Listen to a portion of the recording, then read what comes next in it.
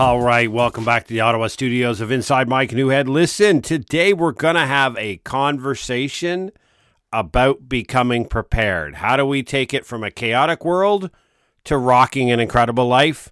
We're going to take you along that road. So grab out your favorite beverage. Let's get at her.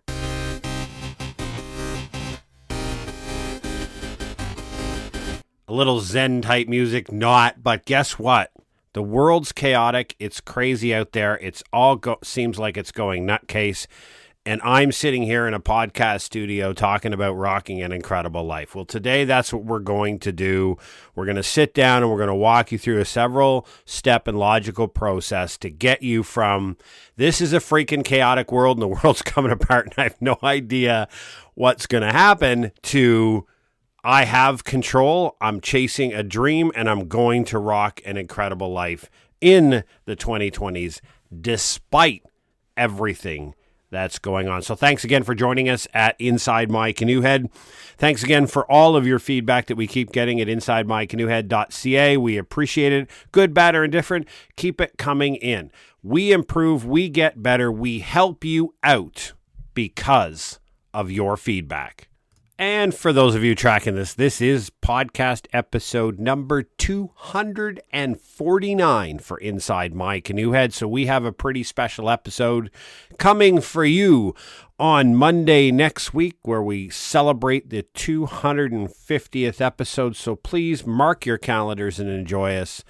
Join us for that and enjoy what we have to offer on Monday. And this is why we wanted to bring this episode to you to really talk about the operationalization of theory and ideas. And that's the big trick, right? Everybody on YouTube, everybody on these podcasts, these rich, famous individuals or people who have tens of thousands of subscribers, they're like, just do this and you'll be rich.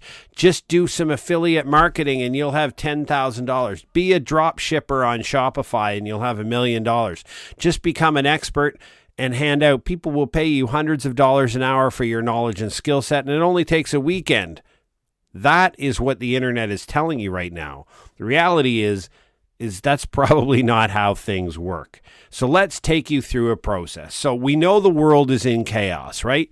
I don't need to tell you that, and you most certainly don't need the news to tell you that. All you have to do is look at what's going on around you, and the 2020s is the most disruptive and chaotic decade that we have had since the 1940s. There's a very good reason for that, and it is quite normal and expected. If you're a student of human history, then you saw 2020s coming. Now, nobody saw the specific events that would occur in 2020s, but everybody knew that, that was a student of human history knew that the 2020s were going to be the most challenging decade in 70 or 80 years. And that's because about every 70 or 80 years, humanity goes through a period of reorganization. And it's basically based upon all of the people that understood the danger and crazy of war, chaotic, and everything that happened in the 1940s. They're now dead, which means they're not here to inform human behavior.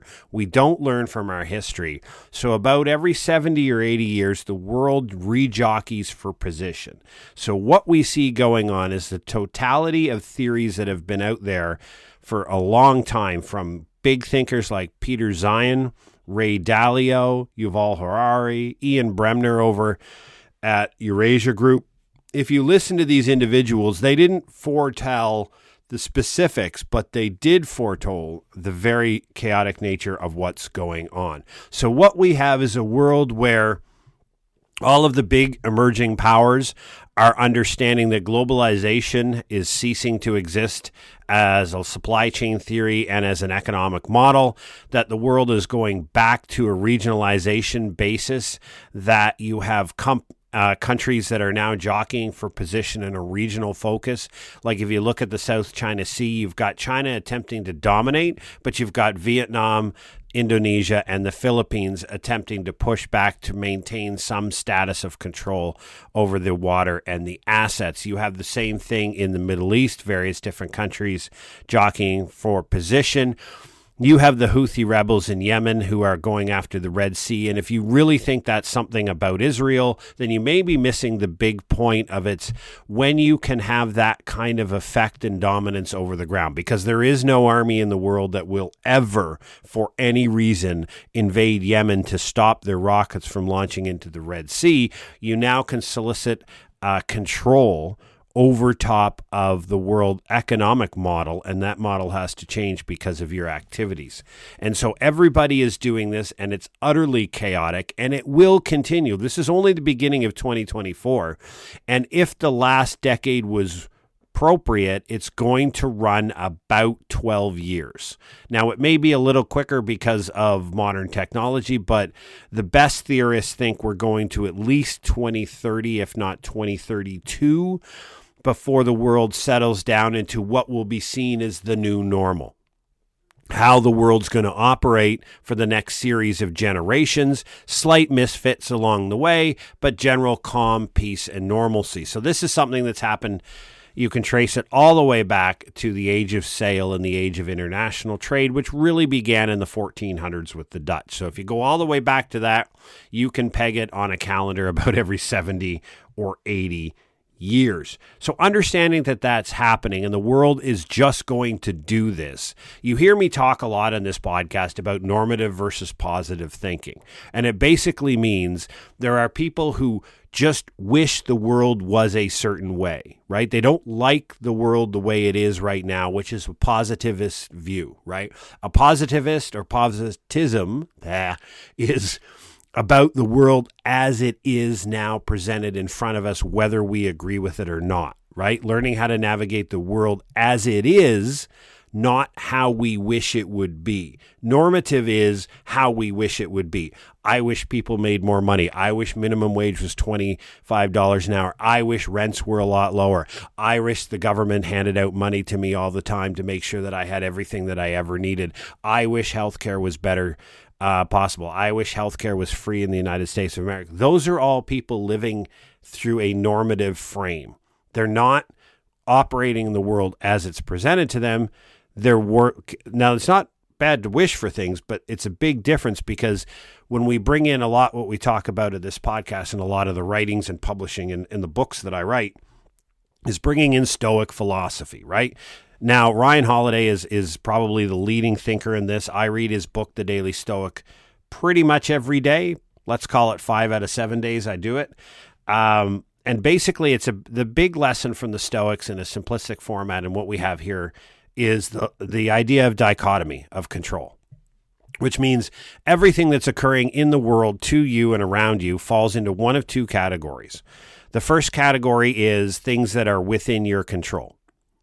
And as the Stoics famously say, and this is a quote that I've changed to my own writing, is very little is within your control, and it is precisely all you need. Right? When you think about all of the things that are happening in the world, in your household, in your job, around you and to you and at you and in your life, when you think about how many of those are actually 100% within your control, they're very, very few, but that's all you need.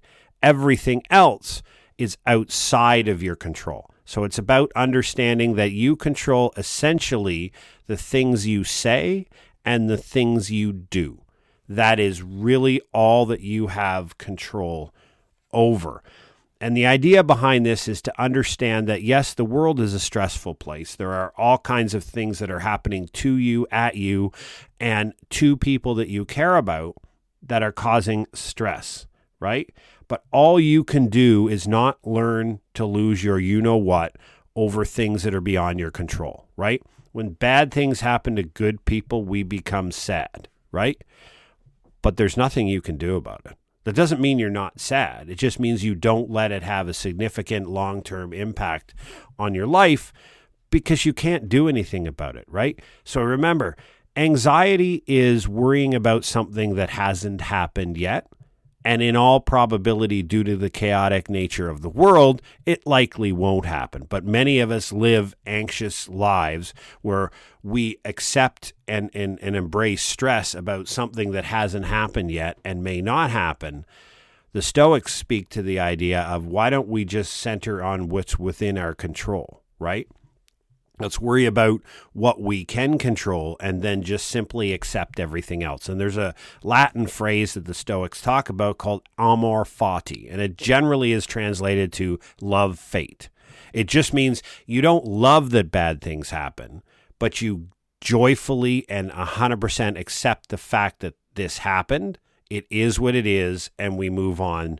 It is beyond your control, and it has nothing to do with you, right? The Stoics go a little bit further, and this one's a little harder for people to digest. Is that events aren't good and bad. You're the one who assigns good and bad to events. Events just are what they are, right? Now, I think takes a little bit too much of humanity out of it, so I'm going to set that one aside. But just understand that the first part of trying to get through the chaotic 2020s and the chaotic world that exists around you is to understand how very little is actually within your control, and then ask yourself why you're making the conscious decision to become stressed and anxious about things that you don't control. You've got a set of reasons. I don't know what they are. You've got to look at that incredible person in the mirror, and you've got to figure it out. And we do that here in writings that we have about the 3 rules of life. Now, a lot of people are philosophically asking, why are we here? What's the purpose of life? And I have no idea what that is, but I'll tell you what I think the 3 rules of life are. And this is from probably 3 decades of reading different philosophical thinkers. It's something that I've always loved and spent some time in. And really it downs to don't be a burden to society. And that simply means pay your own way. That means it's not somebody else's responsibility to pay your bills for you, feed, water, and house you. That's yours. So if you decide to pursue an awesome, incredible life as an artist, if you decide to prove as a doctor, as a lawyer, as a soldier, as a barista, as a movie theater manager, whatever that incredible career that you get excited about and you rock your life and you really enjoy and you're doing what you want, it is your responsibility to pay your own way. Don't become a burden to society and require society's support to be successful. Now, that does not mean periodic times when bad things happen to good people and society jumps in and supports people for short term. We're talking big picture, long term. You are responsible to pay your way through life. The second one is to follow the rules, right? General societies operate well when people follow rules. Now, that if you disagree with the set of rules that your society has, unless you're in a regime that does not allow you to leave, you always have the opportunity to leave. So the idea of the simple rule of life of follow the rules is if you disagree with a rule, you follow the processes that are available in your society to advocate for change. Advocating for change is great. Be passionate about changing the rules of your society. But if those rules are not going to change, or if you're in a minority and you don't have sufficient time to do it, you have the choice of either accepting it is what it is, the positive viewpoint. I live in this world. I've chosen to voluntarily remain in this country, and therefore I have to accept that these are the sets of rules that govern the country, or you leave. There's 180 countries on the face of this earth that accept mobility, accept immigration, and they all democratic to some degree, and they all have differing set of rules to some degree. If you disagree with where you live, you have every reasonable opportunity to uproot you and your family and go to a place that has a set of rules that you like. You have that ability. Nobody says you have to stay there. I was born in Canada. It's called the birth lottery. This is where I was ended. This is where I was created. I'm a Canadian. I hold a Canadian passport. If I disagree with the rules in my country, I advocate for change. But in a certain point, when I realize these rules just are not going to change, I have a choice. I either stay and remain in Canada and follow the rules, or I leave. I go to a country that has a set of rules that more align with the way I think, right? It's a positive versus normative thinking. And the last one is to leave this world a better place than you found it. We improve the human condition collectively by coming together and offering free services like we do here at Inside My Canoe Head on this podcast, is that we just do that. This podcast is about preparedness, helping people, giving information, translating theory and strategic thought to simplistic active things that you can do to adopt a prepared life, to rock an incredible life, be less of a burden to society, and chase your dreams. We offer this free of charge. This costs nothing for you to consume, and it never will. This will always be free. So I try through my efforts, and everyone should, to leave this world a better place. It's my job to provide what I can to the human condition. So after I'm gone, I have left this place a better. I have not put a hole in it. I have not damaged it, but I have made it a little bit better, and I've helped someone along the way. If I do that, then I'm successful. Those are the 3 rules. It's really not that complicated. Pay your own way and don't be a burden to society. Follow the rules, advocate for change, but at some point accept you either have to live under this or leave, and then leave it as a better place, contribute to your society, grow your community, and make this a better place for the next generation. So how do we work in this world? Well, this is the world's of exogenous shocks, and I use that phrase all the time. And an exogenous shock is something is an external activity that impacts you and the people you love and how you currently run your life. So exogenous shocks do not have to equal pain if you have adopted a prepared life. And that's the purpose and the underlying premise of what we do here at Inside My Canoe Head is just that. Shocks that happen beyond your control. So if we go back to the dichotomy of control, things that happen that are not within your control that influence and impact you do not necessarily have to equal pain, discomfort, and problems in your life if you've made the conscious choice to adopt a prepared life. Now, these come in many different forms. Number one that we're most familiar with is natural disasters. And I know the theorists hate the phrase, but whatever, I don't care. Natural disasters, right? Now, you have to understand the risk that you're exposed to. You live in a certain place in the world, right? You, as long as you're of age of majority, you have the ability to move around your country for 180 democratic countries. So I live in Ottawa, Canada. I don't have to stay in Ottawa. I have the right, actually under our Constitution, it's one of my protected rights, so the right of mobility. I have the right to live anywhere in this country that I can find a place and take care of myself, right? So I have to look at the risks that I assume by choosing this place. I've chosen Ottawa. I live here. And therefore, by that choice, I voluntarily assume the set of risks that come with my location. Now, I'm not going to flood. If I flood, we have a Noah Ark situation. Okay? We set that one aside. No, I mean where my house is on the street and everything. Like literally, you would need 400 feet of sea level rise, and you probably wouldn't even get near my house. Okay, so and the whole nature of the house, my house won't flood unless I bust a toilet or something. So I don't have a natural disaster flood risk here. Society might, but generally I don't. I have an earthquake risk, though. There have been earthquakes, and I went for quite a ride in 2009. Was the last major earthquake we had here in Ottawa. We don't get hurricanes here. We do get tornadoes. So you see, I go through the series of natural disasters that could happen, and I look at the ones that have a history here and there is an exposure to, and I understand them, and I understand the exposure to those hazards and the risk that goes with it, right? This is what I have to joyfully accept if I want to live in the city of Ottawa. Now, there's things I can do about that. That's what we try to help people here at Inside My Canoe Head and our parent company, Preparedness Labs Incorporated. We try to help people in understanding those risks and then devising plans and things that they can do to deal with it. But as long as I decide to remain in Ottawa, Ontario, I accept the risks of Ottawa. I grew up in Halifax, Nova Scotia. Now, before the age of 18, I was there under parental supervision. But as soon as I turned 18, I had the ability to become mobile, right? By choosing to remain. And I have family who choose to remain in Halifax, Nova Scotia, or in that general vicinity. They joyfully, maybe not joyfully, but they accept the fact that they're in a hurricane risk. And they have been smoked by hurricanes. And I was there for one 2 years ago. And the point being, you just wherever you live, you have to look and reflect on that natural disaster risk. And then we look at political risk, right? And we see this.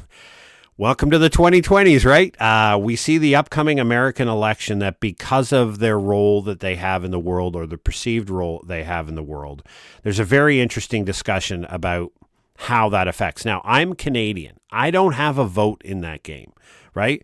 And all my American listeners do, and 29% of my listeners are in the United States of America. I've gone to war with you folks. I've chewed some sand with a bunch of your soldiers and airmen, and I was pretty damn proud to do so, let me tell you that.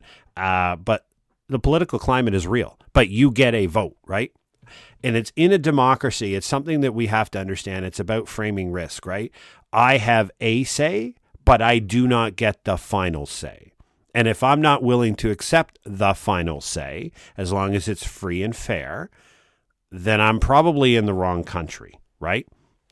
So wherever you live, whether you're in Eastern Europe, whether you're in Central Europe, whether you're in Africa, we've got listeners on all continents except for Antarctica. You all have political risk. You all have political framing, political ideology, and it waxes and wanes. Like, look at the last couple of elections in the UK. You've had a conservative dominant, and it looks like they're about to get smoked by Labour. Here in Canada, we've got the Liberals have had it for the last 8 to 9 years, and it looks like the Conservative Party is absolutely going to wash them out to sea at the next election, whenever that happens. Those are political risks. The reason being is when you have significant changes in government, you can have significant changes in policy. Understand that risk. The other one is economic. We have economic disasters. We have economic shocks. And the pandemic was far more an economic disaster than it was a healthcare disaster. You may not disagree with that, but that's fine. Or you may disagree with that, sorry. But understanding economic risk is by looking at it both your economy of the world or the locality where you live, but don't forget to look at your family economy, right? How exposed is your family's economic position to influence by an exogenous shock, right? And we talk about this in our book and in many of our podcast episodes about what we call the trifecta of preparedness plans. And the third plan in there is, what is your plan when you get fired, right? You can be a great, fantastic, incredible employee doing great work. Well, look at the pandemic.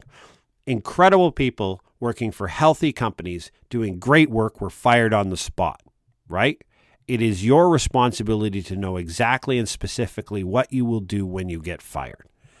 That's preparedness, right? So if you have that plan, you put a bit of insulation on your economic exposure. I could walk into my work tomorrow and get fired, right? That wildfire that hit the edge of town, wow, didn't hit my house. We're good to go. But it burned down the garage where I'm a mechanic. I now don't have a job anymore. Or it burned down the electrical shop where I work. I don't have a job anymore. What's your plan? That is not the time to figure out what you're going to do next. That's the idea of understanding your family's. If you've decided your family lives off of one income, which is perfectly fine. I'm not going to get into the ideological part of it, but in today's economy, you can most certainly raise a family on a single income. But that is a very big risk factor, because if something exogenous influences your ability to collect that income, what are you going to do to replace it? And the last one is family disasters. Now, we're talking about things that can happen to your family, but we're going to talk about the family itself. And I phrase this as toxic humans, right? If you want to put order into chaos, one of the first things that we recommend in our book and our video course and everything else that we offer is very simple. You've got to figure out who the toxic human beings are in your life, and then you've got to wish them the best of luck and send them on their way. And sometimes that could be a brother, sister, it could be a cousin, it could be a family member, it could be a married relation, it could be any number of people that on balance bring you more drama and pain than they do joy, right? It's that old phrase of you want to surround yourself by people who light up when you walk into the room. Those are the people you want to congregate around. Those are the people you want to be surrounded about. And the rest are just, wish them the best of luck. So you got to understand that exogenous shocks come in those four ways: natural disasters, political disasters, economic disasters, and family disasters. Those are all likely all beyond your control under the dichotomy of control under the Stoic philosophy. But what you can do is understand, and this is why we adopt a prepared life, is you understand the risk that those expose you to And then you start to work on things to help you mitigate that risk. And it starts with our number one question that we ask in preparedness is, who is responsible for your outcomes? And the answer is that incredible person in the mirror, right? It is not the government's job, and it is not your family's job to save you, feed you, water you, house you, and fund your bank account in the middle of a disaster. It is not them, the responsibility to do that. That is you. So when you first and foremost understand and accept responsibility for your outcomes, that is the biggest thing. And it's not about beating yourself up because of where you are, right? It's not what we're here to do. It doesn't matter whether you're broke, overweight, mentally stressed, have no friends, just got fired, about to be evicted, and you're starting from there. It doesn't matter. Let's not beat each other up of why we are where we are, but it's about where we're going to go. So understanding responsibility for your outcomes means accepting that no one is coming to help. Now, whether you follow Mel Robbins, Tony Robbins, Simon Sinek, and any of these other David Goggins, and any of these other motivational speakers, they'll tell you the same thing. It's all grounded in the fact that no one is coming to help. No one. And that doesn't mean the world hates you. It means that if you don't like the wonderful, incredible life that you're living right now, there's only one person who is ever going to make a change in that, and that is you. And first, it's to understand your risk, as we spoke about during natural, political, economic, and family disasters that may happen. And then it's making a plan. And we have a whole series of podcast episodes about how to create a preparedness plan for your family over at our website, www.preparednesslabs.ca. There's a free download there for you. You just go, it's a 3-pager. It's a bit of to kickstart your thinking, put a bit of frame about how to do it. It's all there free of charge. Make a plan. Make a family preparedness plan to understand these exogenous shocks that could happen to you based on choices you've made of where you live, based upon the exposure because of that choice from natural, political, economic, and family. You have a frame for your risk. You know things that could happen to you. You start thinking about plans, right? But that's how to deal with things that can happen to you. That is a theory in business we call business continuity, right? It's making sure you can continue your normal lines of operation and how you conduct your life when an exogenous shock hits you. We in preparedness here at Inside My Canoe Head and Preparedness Labs Incorporated, we talk about translating that to the next step. And that is chasing your dreams, right? It's okay to just be prepared for bad things that happen and being able to navigate them. But if you're just standing around waiting to get punched in the face, even if you're really good at taking that punch, why not live an incredible life so that nobody even gets close enough to throw that punch? And we do that through strategic thinking. And we've got some great episodes at the end of last season in season 8 that talk about, in several iterations, how to build a strategic plan. Now, theorists will tell you 1, 5, and 10-year plans. Now, some people are, where are you going to be in 5 years? It's a chaotic decade of 2020. I know that's really hard to do. But if you think long-term, medium to long-term, what you're doing is you're inserting order into chaos, right? We know the decade probably to 2032 is going to be an incredibly chaotic period of time, right? So we're saying, instead of just getting punched up the face and bouncing back really, really well, let's take one step forward and let's put order into chaos, right? Let's adopt a prepared life and chase your dreams. And we do that through strategic planning. The first part is just at level 1. I call it level 1. It's your 1-year plan. And the way I look at it is, it's kind of like a New Year's resolution, but an intelligent way to do one. So it's basically sitting here, okay, it is March 14th, 2024. When you sit down with a cup of coffee on March 14th, 2025, what do you want your life to look like? Now, that's a broad question, right? How do I answer that? Well, we answer it in there's 3 groups. There's you, there's your relationships, and your professional life. And within you, there are three things to consider, right? Where do you want to be? That's a broad. So let's make it a little bit more narrow. Let's talk about, where do I want to be from a physical health perspective? Where do I want to be from a mental health perspective? And where do I want to be from a financial health perspective, right? And so you basically are thinking in your 1-year strategic plan, when I sit down and have this cup of coffee on the 14th of March in 2025, where do I want to be in these three areas, right? Now, I don't know what your physical health is, but you need to improve it. I don't know what your mental health is, but you need to improve it. I don't know what your financial health is, but you need to improve it. So where do you want to be in a year, right? And the strategic plan in the episode goes in very, very finite detail about how to construct different columns, how to map it out, how to set goals and along the way. But basically what this is, you do the same thing now for your relationships, right? You look at the state of your relationships right now, and how would you like your relationship to look? I mean, you're married. If you are married and you're lucky like I am to be married to your high school sweetheart after 30 plus years, that relationship is, the theories will tell you that the choice of your life partner equals to or influences about 80% of what your outcome in life will be, is based upon the choice of the partner you make. That relationship is key, but you've also got relationships to your friends and family. You've got relationships to your children. What do you want them to look like in a year, right? If they're chaotic and they're difficult and they're challenging right now, where do you want them to look in a year? And the last part is your profession. You give back to society. You do something for a living.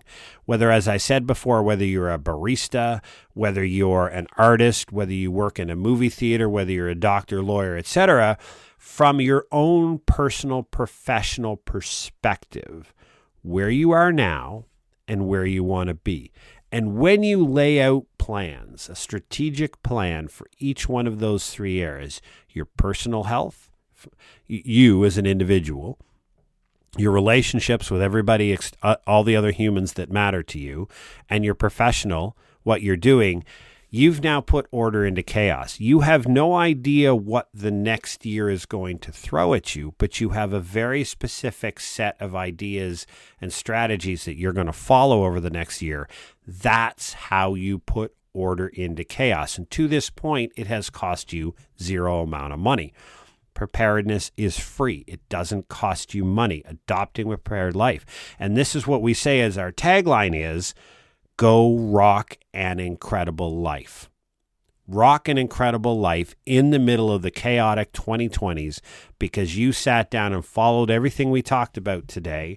You've set up your strategic idea. You've looked at the way you are. You looked at that incredible person in the mirror and say, yeah, it's been tough, hasn't it? It's been a struggle. These have been some difficult times, and here we are. But I want to be in a better place a year from now. I want to feel better about myself. I want to have better relationships. And I want my career to move forward because there are goals and things that I would like to achieve. And the idea of strategic planning is, this is what 94% of the people don't do. We're all surrounded by people who have great ideas, who talk about things, but only about 6% of people actually execute to the full extent the plans that they the plan that they talk about with friends, etc. Only about 6% of people actually execute. We want you to be one of the 6% in your strategic plan, in putting order into chaos and adopting a prepared life. And you do that because what we do is we take dreams. Everybody's got them, right? You got them, I have them. We take dreams and we tell you how to translate that to goals, right? And a goal is something that is measurable, right? You know, a dream is I want to be fit, right? I want to feel great. I don't want my body to hurt me anymore, right? Okay. A goal is, I want to be 180 pounds. I'm not that now. I'm a long way away from that. I want to be 180 pounds. I want to be able to do 50 push-ups. I want to be able to do 10 chin-ups. And I want to be able to hold a plank for 5 minutes. Those are goals. They come from the dream of being fit. The goal is a very specific one. The strategic plan lays out, okay, right now, I can do, say, 4 push-ups. I weigh 235 pounds. I can't do 1 pull-up, and I'm lucky if I can hold a plank for 25 seconds. That's where you are now. The plan lays out all the things for each one of those goals that you have to do over the next year. What those turn into is they turn into executables. And executables, you remember that old saying, how do you eat an elephant, right? You eat an elephant one bite at a time. So if I can take your dreams and I can turn them into bites and I can stick them in your calendar as an executable, then every day you get up, all you have to do is what's in your calendar. Nobody cares if you want to, right? This is the difference between motivation and discipline. Motivation is the desire and the impetus and the hoorah to go after something. Discipline is doing it when you don't want to. Discipline is going for that run when it's pouring rain or it's minus 15, or you feel sick or you're ill, but you're still going to go do it, right? So today we're not going to get into all that detail, but we have episodes that talk about how to build that strategic plan so that when you sit down with that cup of coffee on March 14th, 2025, and you look at that incredible person in the mirror, you did it. You achieved or became very much close to what you wanted to do in that strategic goal of a year. You've transformed your life in the middle of chaos. So as the world goes pear-shaped, as the shizzy hits the fizzy, as new and innovative exogenous shocks continue to hit our society, what do?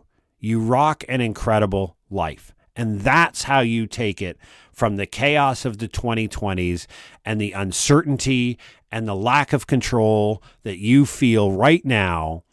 Translate it through everything that we said today in about 37 and a half minutes to getting to where you're now rocking an incredible life because you are on a plan that is going to happen irrespective of what the world throws at you. That's what adopting a prepared life is about. That sets you up to rock an incredible life and chase your dreams. So hopefully today was useful.